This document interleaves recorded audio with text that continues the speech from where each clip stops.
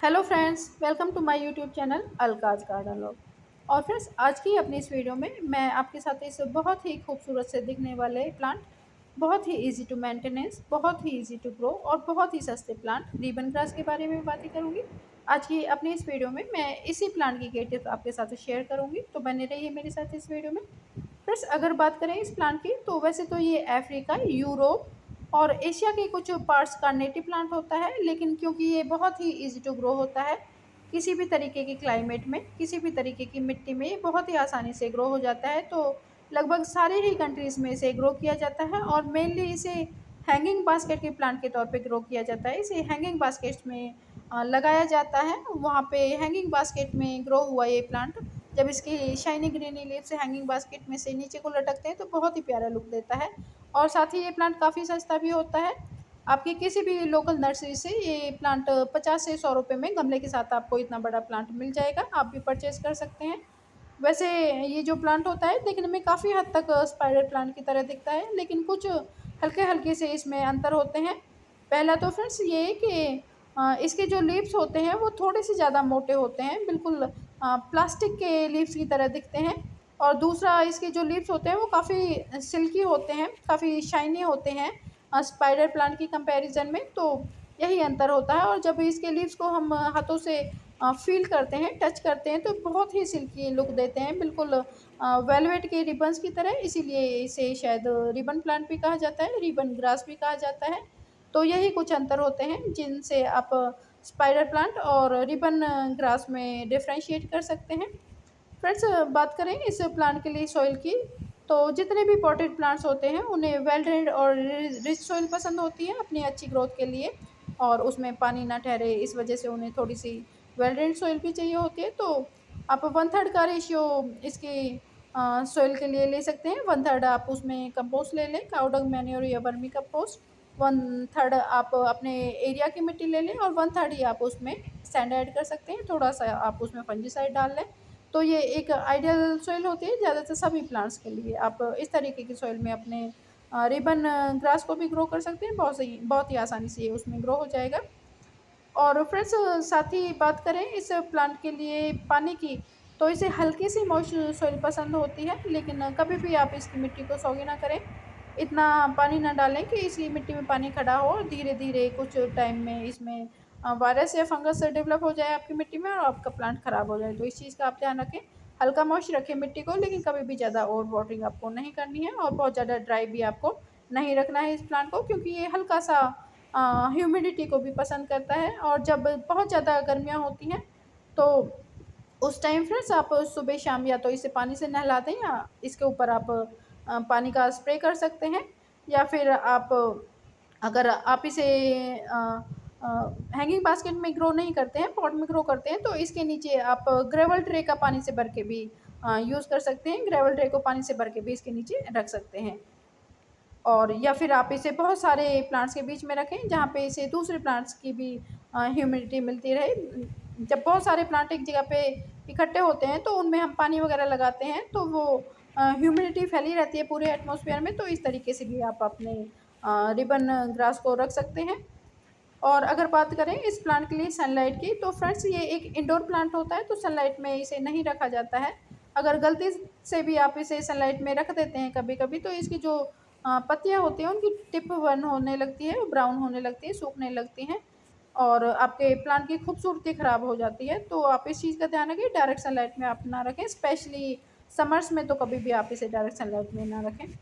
मैं इसे ऐसी जगह पे रखती हूँ, मैंने अपने पार्किंग लॉज में इसे रखा हुआ है, जहाँ पे इसे ब्राइट रोशनी तो मिलती है, लेकिन सनलाइट इस पे नहीं आती है, डायरेक्ट सनलाइट इस पे कभी भी नहीं आती है।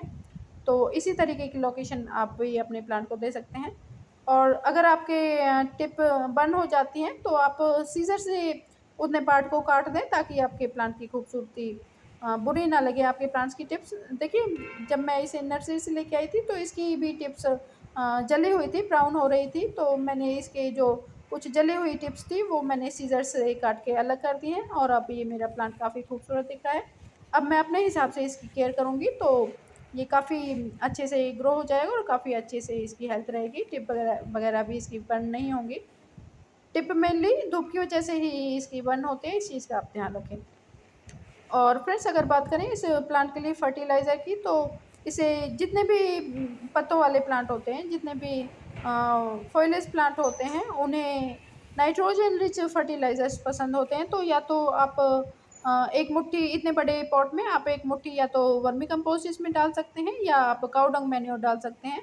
काऊ डंग मैन्योर कम से कम 8-10 महीने पुराना होना चाहिए, वो अच्छे से डिकम्पोज़ हुआ होना चाहिए। कच्चा काऊ डंग मैन्योर आप कभी भी ना डालें, उससे आपके प्लांट की सॉइल में वायरस वगैरह पैदा हो जाते हैं, तो इस चीज़ का आप ध्यान रखें। और एक-एक मुट्ठी आप वर्मी कंपोस्ट या काऊ डंग मैन्योर इसमें हर 2 से 3 मंथ में डाल दें, तो इतना ही इसके लिए काफ़ी होता है, उससे ज़्यादा किसी ज़रूरत नहीं होती है। ज़्यादा से ज़्यादा इसे पूरे साल में 3 से 4 बार ही फर्टिलाइज़ करें, उससे ज़्यादा फर्टिलाइज़ नहीं करना है। सर्दियों में तो आप कभी भी इसे फर्टिलाइज़ ना करें। और गर्मियों में फ्रेंड्स फरवरी से लेके आप अक्टूबर तक हर 2-3 महीने में एक बार इसमें एक मुट्ठी काऊ डंग मैन्योर डाल दें, तो यही इसके लिए काफ़ी होता है, इससे ज़्यादा की इसे ज़रूरत नहीं होती है। या आप वर्मी कंपोस्ट या काऊ डंग का मैन्योर का आप लिक्विड फर्टिलाइज़र भी बना के इनमें थोड़ा-थोड़ा डाल सकते हैं, इतना ही काफ़ी होता है। और अगर आपने रिपोर्ट किया है तो, और उसमें कंपोस्ट वगैरह आपने मिट्टी में ऐड किया, तो उसके बाद आप लगभग 2-3 मंथ बाद ही आगे इसमें फर्टिलाइज़ करें, उससे पहले फर्टिलाइज़ ना करें इसे। और अगर बात करें पेस्ट वगैरह की, तो पेस्ट वगैरह तो फ्रेंड्स स्पाइडर माइट्स कई बार आती हैं इस पे, वैसे और कोई पेस्ट वगैरह इस पे अटैक नहीं करते हैं। इसके लीव्स कुछ ऐसे होते हैं ग्रास की तरह, ये एक ग्रास ही होती है, तो ज़्यादा पेस्ट वगैरह इस पे आते नहीं हैं।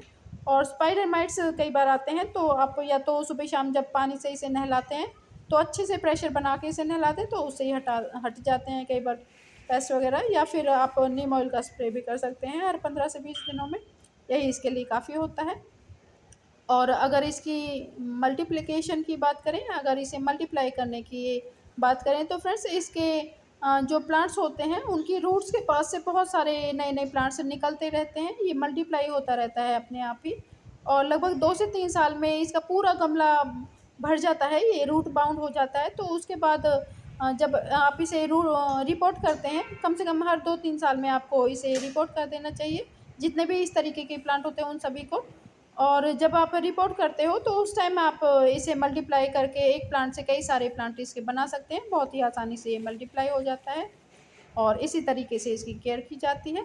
बहुत ही ईज़ी टू ग्रो प्लांट होता है फ्रेंड्स, किसी भी तरीके की कंडीशन में ये आराम से ग्रो हो जाता है। बस आपको इसे इंडोर रखना होता है, और पानी वगैरह आप इस पे स्प्रे करते रहें, धूप में इसे ना रखें, और ज़्यादा किसी चीज़ की इसे ज़रूरत नहीं होती है। आई होप फ्रेंड्स कि आपको मेरी इन्फॉर्मेशंस पसंद आई होंगी। और अगर आपको मेरी वीडियो पसंद आई हो, तो मेरे चैनल को सब्सक्राइब कीजिए, मेरे वीडियोज़ को लाइक एंड शेयर कीजिए।